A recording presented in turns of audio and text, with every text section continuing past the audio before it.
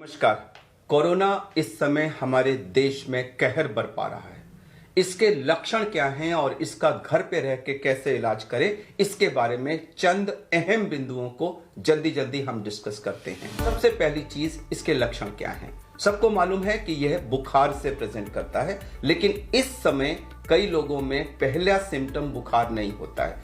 नाक बहना, आंख लाल हो जाना, गले में खराश होना, जुकाम जैसे सिम्टम होना, हेडेक होना, बॉडी एक होना या बदन टूटा टूटा सा लगना, नौशिया, वॉमिटिंग, डायरिया, रैशेस पर जाना, इस तरह के भिन्न भिन्न सिम्टम्स से इस समय ये कोविड शुरू हो रहा है। और कुछ लोगों में बाद में बुखार आता है, कुछ लोगों में बहुत हल्का सा आता है। इंपॉर्टेंट चीज ये है कि आज के परिप्रेक्ष्य में जहां इतना मैसिव इन्फेक्शन कम्युनिटी में है, अगर इनमें से कोई भी सिम्टम आपको हो तो वो कोरोना है, अनलेस प्रूव अदरवाइज। अब इनमें से कोई भी सिम्टम होने की स्थिति में क्या करें? आइडियली हमको तुरंत टेस्ट कराना चाहिए, आरटी-पीसीआर टेस्ट कराना चाहिए। प्रॉब्लम यह है कि इस समय कई जगह आरटी-पीसीआर टेस्ट अवेलेबल नहीं है या उसके लिए वेटिंग लिस्ट है, और आप करा भी लें तो कई जगह 3-3, 4-4 दिन में रिपोर्ट आ रही है। तो जब तक आप रिपोर्ट नहीं आती तब तक क्या करें? सबसे अहम बिंदु इस समय यह है कि कोई भी सजेस्टिव सिम्टम अगर है जो मैंने एन्यूमरेट किए इनमें से, तो आप रिपोर्ट का वेट न करें, तुरंत उसको कोरोना मान के अपने को क्वारंटाइन करें। इस समय जो 3.5-4 लाख के लेवल पे हमारा इन्फेक्शन जा रहा है, उसको रोकने का एकमात्र तरीका यही है कि हर सस्पेक्टेड व्यक्ति टेस्ट की रिपोर्ट आने से पहले अपने को क्वारंटाइन कर ले। अगर आपने ऐसा नहीं किया और 4-5 दिन तक आप अपने को नेगेटिव मान के घूमते रहे कि जब पॉजिटिव डिक्लेयर होगा तब मैं क्वारंटाइन करूंगा, तो उस बीच में आप अपने घर के और अपने आसपास के बहुत सारे लोगों को इन्फेक्शन दे चुके होंगे। इसलिए बहुत अहम बिंदु है कि सस्पिशियस सिम्टम होते ही अपने को क्वारंटाइन करें। उसके बाद ट्रीटमेंट शुरू होता है। आरटी-पीसीआर रिपोर्ट अगर पॉजिटिव आई तो आप कोरोना हैं, लेकिन अगर नेगेटिव भी आई तो सिम्टम्स को हम इस समय कोरोना मान के ट्रीट कर रहे हैं, क्योंकि 30 से 35% केसेस में रिपोर्ट नेगेटिव आती है और आजकल शायद ये नंबर कुछ ज्यादा ही हो रहा है। इसलिए symptoms are corona. Positive report है तो ठीक है, नेगेटिव है तब भी हम उसको कोरोना ट्रीट करेंगे। अब आया ट्रीटमेंट पार्ट। तो इसमें 90% लोगों को माइल्ड सिम्टम्स होते हैं जिसका होम ट्रीटमेंट हो सकता है। मगर मैं बता दूं कि होम ट्रीटमेंट का मतलब सेल्फ ट्रीटमेंट नहीं है। होम ट्रीटमेंट का मतलब है घर में रहकर के डॉक्टर की निगरानी में ट्रीटमेंट। आपका फैमिली डॉक्टर हो, आपके आसपास के डॉक्टर हो, गवर्नमेंट हॉस्पिटल के डॉक्टर हो, प्राइवेट हो, जो भी हो, आप टेली कंसल्टेशन करिए, उनसे टेलीफोन पर एडवाइस लीजिए और उसको घर में रहकर फॉलो करिए। ये बहुत अहम बिंदु है। सेल्फ ट्रीटमेंट कृपया ना करें।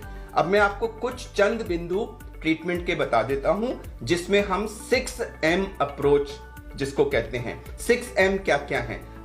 पहला M है मिक्सिंग, यानी कि मिक्सिंग ना करें। दूसरा M मेडिसिन के बारे में। तीसरा M है मॉनिटरिंग अपनी कैसे करें। चौथा M है मील्स के बारे में। पांचवा M है माइंडसेट एंड एक्टिविटीज। और छठा M है मूवमेंट टुवर्ड्स हॉस्पिटल। हॉस्पिटल कब जाने की जरूरत है। इन 6 M को हम जल्दी से डिस्कस कर लेते हैं, मगर मैं दोबारा कह दूं कि यह केवल एक आपकी सहायता के लिए है। कृपया इसको फाइनल डॉक्टर से एडवाइस ना माने। आप किसी न किसी डॉक्टर से टेली कंसल्ट जरूर करें होम ट्रीटमेंट करते समय। पहला मिक्सिंग, जैसा कि मैंने कहा, सस्पिशियस सिम्टम आते ही अपने को घर वालों से अलग करें, उनके साथ मिक्स ना करें, नहीं तो आप उनको भी इन्फेक्ट करेंगे। अगर आपके घर में कई कमरे हैं तो एक कमरा जिसमें अटैच्ड बाथरूम है वो आप चुनिए, उसके अंदर अपने को बंद कर लीजिए। जो दरवाजा बाकी घर की तरफ खुलता है उसको बंद कर दीजिए। अगर उस कमरे में बाहर में खुलने वाली खिड़कियां हैं तो उनको खोल दीजिए। बाथरूम का एग्जॉस्ट ऑन कर दीजिए। इससे आपके सांस से निकलने वाली जितनी भी हवा है, जो एरोसॉल है, वो घर की तरफ जाने की जगह वो बाहर चला जाएगा और घर वालों को संक्रमण का चांस कम हो जाएगा। जो आपका खाना पीना वगैरह आना है वो कमरे के बाहर एक स्टूल रख दीजिए और उस स्टूल पे वो खाना रख देंगे और हट जाएंगे वहां से। आप अच्छी तरह मास्क लगा के दरवाजा थोड़ा सा खोलिए, वो खाना उठा के अंदर ले लीजिए और फिर दरवाजे को बंद कर दीजिए। इससे आप दूसरे लोगों को संक्रमित होने से बचा सकते हैं।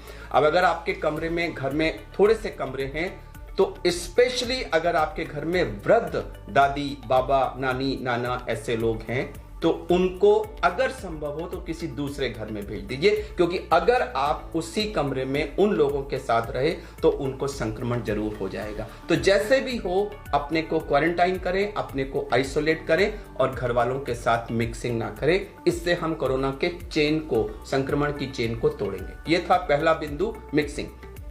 दूसरी बात आई मेडिसिन की। मेडिसिन क्या क्या ले? तो जो मेडिसिन सबसे इंपॉर्टेंट है वो है बुखार को रोकने वाली पैरासिटामोल।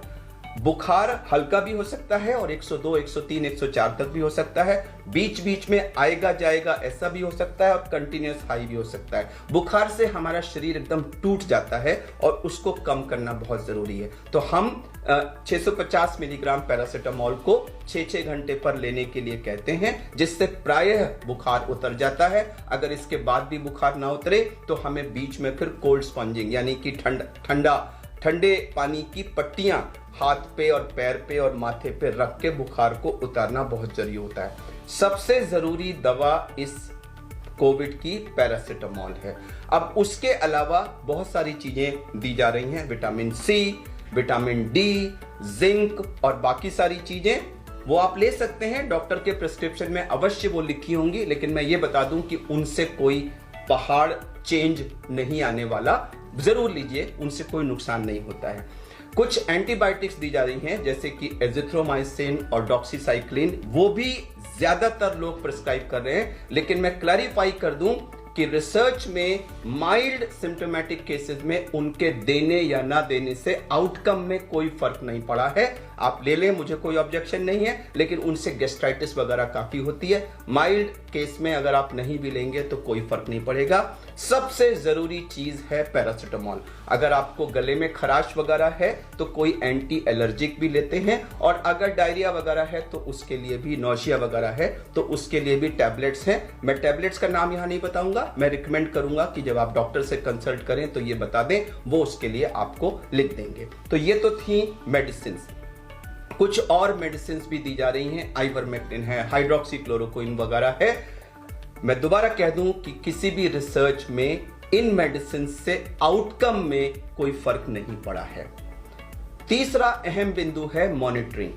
मॉनिटरिंग कई चीजों की करनी है। एक, हमने अपना टेम्परेचर 4-4 घंटे पे मॉनिटर करना है। बेटर होगा कि अगर आप उसका चार्ट बना लें। सबसे ज्यादा इंपॉर्टेंट मॉनिटरिंग है हमारी ऑक्सीजन की, जिसमें कि एक पल्स ऑक्सीमीटर आता है, जिसमें अंदर आप देखेंगे ऑन करके तो एक तरफ रेड लाइट आती है। वो रेड लाइट नाखून की तरफ होना चाहिए और उसको आप प्रॉपरली अंदर डाल दें और डाल करके उसको 1-2 मिनट वेट करें। उसमें एक वेव फॉर्म आता है, जब वो वेव फॉर्म स्टेबलाइज हो जाए रेगुलर, तब जो रीडिंग आती है वो फाइनल रीडिंग होती है। बीच में एक आध रीडिंग अगर लो आ जाए तो उससे घबराई नहीं। और ऑक्सीजन और हार्ट रेट, दो चीज वो दिखाता है। ऑक्सीजन हमारी 94 से ऊपर होनी चाहिए, जरूरी नहीं है कि 100 हो। 95, 96, 97 जो है 94 के ऊपर नॉर्मल है, उसको जरूर मॉनिटर करें।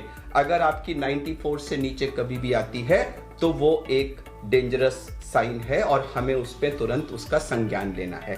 तो एक टेम्परेचर मॉनिटरिंग करेंगे, आप ऑक्सीजन की मॉनिटरिंग करेंगे, और अगर आपको डायरिया बहुत ज्यादा हो रहा है तो ये भी मॉनिटरिंग करेंगे कि कितना आपका फ्लूइड लॉस हो रहा है, क्योंकि उससे आपको डिहाइड्रेशन की पॉसिबिलिटी होती है। और आप ये भी देखेंगे, रिलेटिव्स को देखना चाहिए कि पेशेंट की कॉन्शियसनेस लेवल में तो कोई फर्क नहीं पड़ रहा है और उनको कहीं बहुत सीवियर फीवर वगैरह की वजह से एग्जॉशन तो नहीं हो रहा है और एक्सेसिव कॉफ वगैरह तो नहीं है। तो इन सब चीजों की हम मॉनिटरिंग करेंगे। पेशेंट को रेस्ट करना चाहिए, लेकिन रेस्ट का मतलब बिल्कुल ये नहीं कि आप टट्टी पेशाब भी बिस्तर पे करेंगे। आप रेस्ट करिए, लेकिन बीच बीच में उठिए, थोड़ा बहुत एक्सरसाइज करिए। हाथ को ऐसे ऊपर किया, नीचे किया, शोल्डर को थोड़ा सा मूव किया, चेस्ट को थोड़ा सा मूव किया, थोड़ा सा बिस्तर के आसपास चल लिए, टॉयलेट तक गए, तो थोड़ा बहुत मूवमेंट आपका जरूर होना चाहिए। बहुत अहम बिंदु है मील्स का। लोग बुखार होते ही खाना पीना बंद कर देते हैं या तरह तरह की जंक चीजें खाने लग जाते हैं।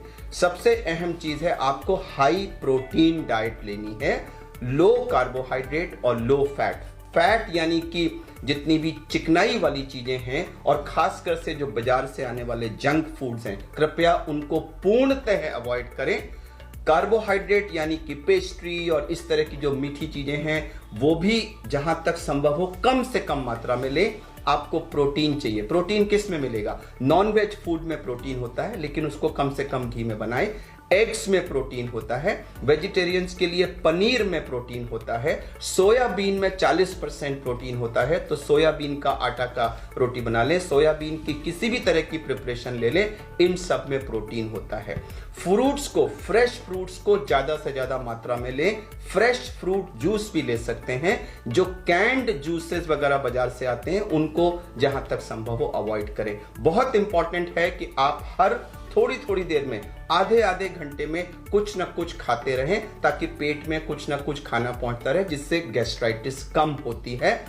पानी की मात्रा यानी पीने वाली यानी लिक्विड्स की मात्रा 24 घंटे में 2.5 लीटर से ऊपर होना चाहिए। अनलेस कि आपको किडनी की या हार्ट की कोई प्रॉब्लम है और फ्लूइड रिस्ट्रिक्शन पे है तो अलग बात है। अगर आप नॉर्मल पर्सन हैं तो आपको 2.5-3 लीटर फ्लूइड जरूर लेना है, जिससे बॉडी में डिहाइड्रेशन ना हो। तो ये हुई हमारी मील्स की बात। बहुत अहम बिंदु है हमारा माइंडसेट और हम कैसा सोच रहे हैं। इस समय पूरा देश एक पैनिक की स्थिति में है, हर घर इसकी वजह से टेंस है। मैं आपको बता दूं कि जब हम पैनिक्ड होते हैं, टेंस होते हैं, परेशान होते हैं, तो उस समय हमारे शरीर में बहुत सारे स्ट्रेस हार्मोन्स रिलीज होते हैं। एड्रेनलिन उनमें से एक है। उस समय हमारे शरीर की स्थिति ऐसे ही होती है जैसे कि गाड़ी को आप फर्स्ट गियर में जब स्टार्ट करें। आप इमेजिन करिए अगर आप किसी गाड़ी को फर्स्ट गियर में स्टार्ट करके 100 किलोमीटर ले जाएं तो इंजन का क्या हाल होगा। तो उसी तरह से अगर आप अपने को टेंस रख के कई दिन तक रखेंगे तो सोचिए शरीर पे कितना बुरा असर पड़ेगा। हमारा इम्यून सिस्टम कम हो जाएगा, हमारे बॉडी की इन्फेक्शन को लड़ने की कैपेसिटी कम हो जाएगी। तो कृपया अपने को रिलैक्स करिए, कुछ रिलैक्सेशन एक्सरसाइज करिए, योगा वगैरह करना चाहें तो वो करिए और माइंड सेट पॉजिटिव करिए कि this shall also get over. यह समय भी निकल जाएगा, यह समय भी निकल जाएगा। जिस भी भगवान या जिस भी गॉड को आप मानते हैं उसकी प्रार्थना करिए, थोड़ा सा पूजा पाठ करिए, रिलेटिव से बातें करिए, कुछ न्यूज़पेपर पढ़िए, जो म्यूजिक आपको पसंद है वो सुनिए, लेकिन ध्यान को डाइवर्ट करके अपने को पैनिक नहीं रखना है। अगर आप पॉजिटिव माइंडसेट में रहेंगे तो मैं आपको विश्वास दिलाता हूं कि आपकी रिकवरी फास्टर होगी। और अगर आप बिल्कुल पैनिक और टेंस मोड में रहेंगे तो आप अपने को मॉडरेट या सीवियर डिजीज की तरफ पुश कर रहे हैं। अब आखिरी बिंदु आया कि रेड फ्लैग यानी डेंजर साइंस क्या क्या हैं और किस स्थिति में हमें होम केयर को अबैंडन करके अस्पताल भागने की जरूरत है। कभी भी अगर आपका ऑक्सीजन 94 से कम आ रहा है तो आपको तुरंत हॉस्पिटल को संपर्क करना चाहिए। इसका मतलब ये नहीं कि आप 93 आया तो पैनिक करके भागें। अगर 94 से कम हो रहा है तो अस्पताल में बेड अरेंज कराने की प्रक्रिया शुरू करा दें। अगर कम होता है तो उस समय सेल्फ प्रोनिंग हम तुरंत कर सकते हैं, जिससे हमारा ऑक्सीजन लेवल बढ़ जाता है। और उसके बाद ऑक्सीजन अगर घर में हो सकती है तो उसका इंतजाम करिए और इन द मीन टाइम आप अस्पताल जाने की प्रक्रिया शुरू करिए। ऑक्सीजन कम होना, continuous fever, excessive coughing, exhaustion, severe diarrhoea और ऑल्टरेशन इन सेंसोरियम, तो ये 6 रेड फ्लैग साइंस यानी खतरे के लक्षण हैं। इनमें से कोई भी अगर दिखता है तो आप होम आइसोलेशन को अबैंडन करके आपको तुरंत अस्पताल जाने की जरूरत है। तो ये हमने कुछ चंद उपाय बताए हैं, लेकिन अंत में मैं दोबारा ये कहना चाहूंगा कि ये वीडियो डॉक्टर की एडवाइस या रिप्लेसमेंट नहीं है, ये केवल आपकी मदद के लिए है। होम आइसोलेशन का मतलब सेल्फ ट्रीटमेंट नहीं है। होम आइसोलेशन का मतलब है किसी डॉक्टर की टेली कंसल्टेशन के अंडर में घर में स्वयं ट्रीटमेंट। इसमें बताई गई बातें आपको होम ट्रीटमेंट में थोड़ा सा मदद करेंगी। सुनने के लिए धन्यवाद। आपकी जल्दी रिकवरी की कामना करते हुए आपको नमस्कार।